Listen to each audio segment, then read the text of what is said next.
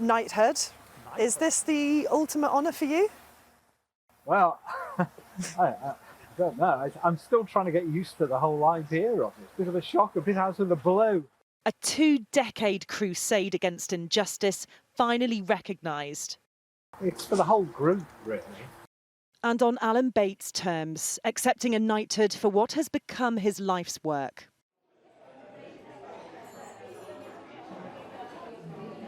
So, Sir Alan. So it seems. Bit of a surprise, bit of a shock, but so be it. How does it feel? I don't think I've got used to the idea yet. It's all a bit new, and I'm not. I don't know. I think it'll take a while to get used to if I ever do. Tell me why you accepted it. I was offered the OBE, as a lot of people know, last year, but it was wrong, I felt, to accept it at that time. Paula Vennells had her CBE then for services to post office, and I felt it would have been such an insult to the group to have taken something at that time. But we're a lot further forward with everything now. When I accepted it, it wasn't just for myself. It was very much, you know, on behalf of the whole group. I mean, it's recognition of the sheer hell that they've been through over the years. Do you appreciate the irony of Paula Vennells being stripped of her CBE just a few months ago and you now receiving a knighthood? Well, I'd like to think people have got it the right way round. It always seemed a little bit odd to myself and to others for she received it for services to post office when there was so much going on in the courts at that time, questioning what post office had done. I mean, there's little doubt that the whole organisation has been brought into disrepute because of what's happened under her command.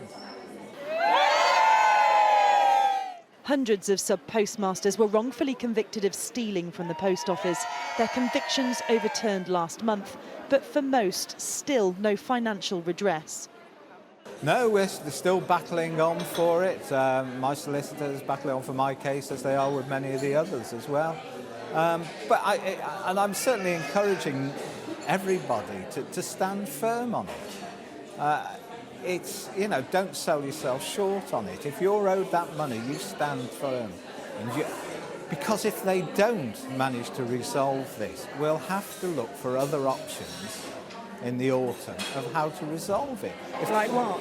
Well, if we have to go back to the courts, so be it. I mean, the courts have been very good to us. They've been understanding of all of this. And if we have to go back there, we will.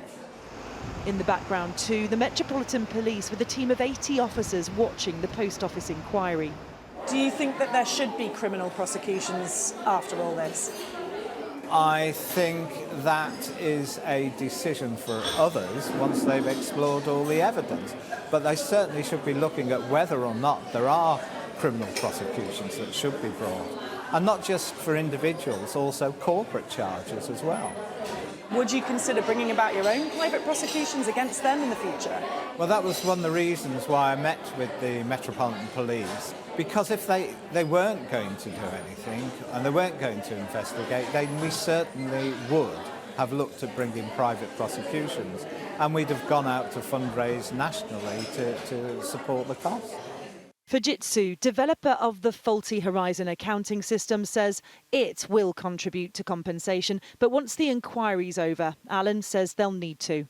There's no doubt that they are responsible to some degree, and I think they're going to have to cough up somewhere along the line.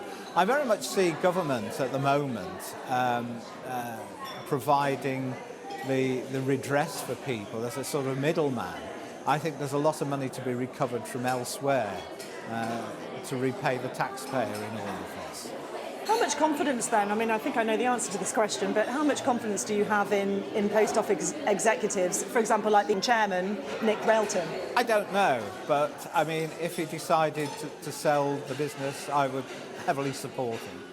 Well, Post Office Limited is stealing my livelihood, my shop, my job, my home, my life savings, my good name.